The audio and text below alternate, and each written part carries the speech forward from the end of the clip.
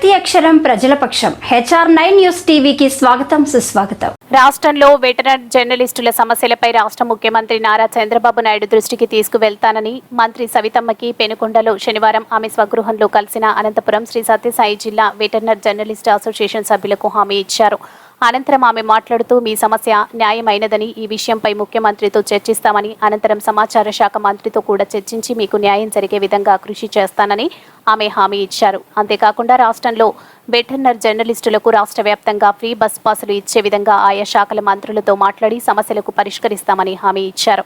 ఈ కార్యక్రమంలో అనంతపురం శ్రీ సత్యసాయి జిల్లాల అసోసియేషన్ అధ్యక్షులు కె బాబ్జన్, ప్రధాన కార్యదర్శి జయరాం రెడ్డి, ట్రెజరర్ బావిశెట్టి, జాకాబ్, హిందూపురం బి అంజప్ప, మార్గదర్శి మాలప్ప, పరిగి నారాయణ, కళ్యాణదుర్గం లింగప్రసాద్, అనంతపురం ఆనంద్ వర్ధన్, ఏ నాగరాజు, గోరంట్ల సురేంద్రనాథ్, హిందూపురం రామస్వామి, అమరాపురం తిమ్మప్ప తదితరులు పాల్గొన్నారు. మేము ఈరోజు సవితమ్మ గారికి విన్నవించుకోవడం జరిగింది.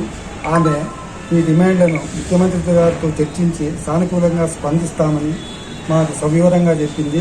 మేమందరం ఈరోజు ఈ కార్యక్రమంలో పాల్గొని జయప్రదం చేసినందుకు మా తోటి విలేకరులందరికీ ధన్యవాదాలు తెలుపుకుంటున్నాను. ఫోర్త్ ఎస్టేట్గా పిలువబడుతున్నటువంటి పత్రికా రంగంలో పనిచేస్తూ పదవి విరమణ చేసినటువంటి సీనియర్ జర్నలిస్టులు, వెటరన్ జర్నలిస్టులకు మరి ప్రభుత్వం నుండి ఎలాంటి ప్రోత్సాహాలు ఇంతవరకు అమలు కాలేదు. ఇప్పుడు పక్క రాష్ట్రాల్లో చూస్తే వెటరన్ జర్నలిస్టులకు పెన్షన్ సౌకర్యం కల్పించి వారిని గౌరవంగా చూస్తున్నారు. అలాగే మన రాష్ట్రంలో కూడా వెటరన్ జర్నలిస్టులకు పెన్షన్ సౌకర్యం కల్పించడంతో పాటు ఆరోగ్య పరిస్థితుల కోసం మరి జిల్లా కేంద్రంలో పక్కా గృహ నిర్మాణం చేయాలి. అలాగే ఇతర నగరాలకు పోయి చికిత్సలు చేసుకోవడానికి రాష్ట్ర వ్యాప్తంగా బస్సు పాస్ ఇవ్వాలి.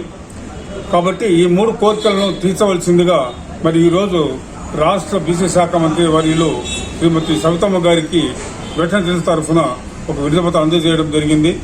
కాబట్టి వెటరన్ జర్నలిస్టులు ఎంతో కాలంగా ప్రభుత్వానికి, ప్రజలకు వారధిగా పనిచేసి మరి రిటైర్మెంట్ అయిన తర్వాత ఎలాంటి ప్రోత్సాహం లేకపోవడంతో వాళ్ళు నిజంగా చాలా తీవ్రమైనటువంటి రోగాలతో బాధపడుతున్నారు. చాలా మంది వయసు మీద పడి షుగరు, మధుమేహము, గుండె సంబంధించిన వ్యాధులు వాళ్ళకి సోకి మరి తీవ్రమైనటువంటి బాధపడుతున్నారు.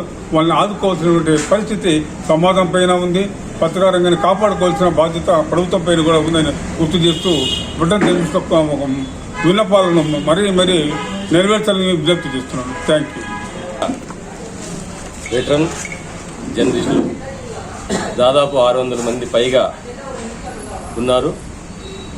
వాళ్ళు చాలా ఇబ్బందులకి, దుర్పరిస్థితుల్లో గడుపుతున్నారు. వారిని ఆదుకోవాలని ఈరోజు పెనుగొండకు ఉమ్మడి జిల్లాల నుంచి వెటరన్ జర్నలిస్టులు అందరూ సంఘం తరఫున వచ్చి మంత్రివర్యులకు వినతి పత్రం కూడా ఇవ్వడం జరిగింది.